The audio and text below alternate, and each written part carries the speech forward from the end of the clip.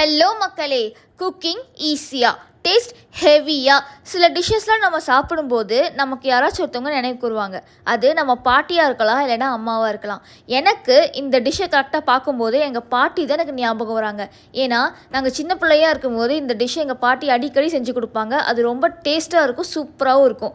So எங்கள் பாட்டியோட ஸ்டைலில் எங்கள் அம்மா செஞ்ச செட்டிநாடு டொமேட்டோ குருமா எப்படி செய்யலான்னு பார்க்கலாமா? ஃபஸ்ட்டு அடுப்பில் சட்டி வச்சுட்டு அதில் 3 டேபிள் ஸ்பூன் ஆயில் சேர்த்துக்கோங்க. அது கூடவே 1 டீஸ்பூன் கடுகு, 1 டேபிள் ஸ்பூன் கடலைப்பருப்பை ஆட் பண்ணிக்கோங்க. கடுகும் கடலைப்பருப்பும் நல்லா பொரிஞ்சதும் அதில் பெரிய வெங்காயம் ஒரு மீடியம் சைஸ் பொடி பொடியாக கட் பண்ணி வச்சுக்கோங்க. அது கூடவே 100 கிராம் சின்ன வெங்காயத்தை பொடி பொடியாக கட் பண்ணி சேர்த்துக்கோங்க. உங்களுக்கு சின்ன வெங்காயம் மட்டுமே போதும் அப்படின்னு நினச்சிங்கன்னா அதில் 200 கிராமை ஆட் பண்ணிக்கோங்க. வெங்காயம் சேர்த்ததும் 2 பச்சை மிளகா, அப்புறம் கொஞ்சம் கருவேப்பிலையை பொடி பொடியாக கட் பண்ணி ஆட் பண்ணிக்கோங்க.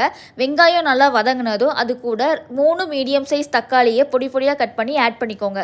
தக்காளி வேகிறதுக்கு கொஞ்சம் உப்பையும் அது கூட 1 டீஸ்பூன் மஞ்சத்தூளை ஆட் பண்ணி கலந்து விட்டுக்கோங்க. இப்போ தேங்காய் பேஸ்ட் செய்கிறதுக்கு ஒரு சின்ன தேங்காயில் 1/2 மூடி தேங்காவை எடுத்துட்டு அது கூட 2 பட்டை, 5 கிராம்பு, 1 டீஸ்பூன் சோம்பு, 1 துண்டு இஞ்சி, 5 பல் பூண்டு, பொட்டுக்கடலை ஒரு 10 கிராமு, அப்புறம் கசகசா 1 டீஸ்பூன். நான் சொன்னதெல்லாம் சேர்த்து நல்லா மையாக அரைச்சி வச்சுக்கோங்க.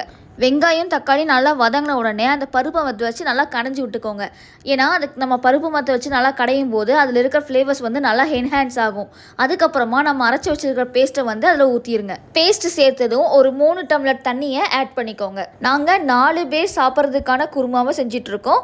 ஸோ உங்களுக்கு எத்தனை பேர் சாப்பிட்றாங்களோ அதுக்கேற்ற மாதிரி நாங்கள் போட்ட இன்க்ரீடியன்ஸை டபுள் பண்ணிக்கோங்க. அதில் 1 டீஸ்பூன் வரமிளகாய் தூள், 1 டீஸ்பூன் குழம்பு மிளகாய் தூளை ஆட் பண்ணிக்கோங்க. வேறு எந்த மசாலாவும் நம்ம இதில் ஆட் பண்ண போகிறது கிடையாது. மசாலாஸ் ஆட் பண்ணதுக்கு அப்புறமா குருமாவை நல்லா கலக்கி விட்டுட்டு அது கூட கொஞ்சமாக மல்லித்தலையை ஆட் பண்ணிக்கோங்க. பச்சை வாசம் போகிற அளவுக்கு நல்லா கொதிக்க விட்டுருங்க.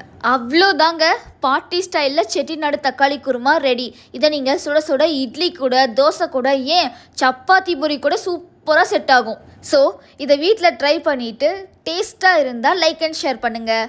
அன்பாக இருந்தால் சப்ஸ்கிரைப் பண்ணுங்கள். ஓகேவா?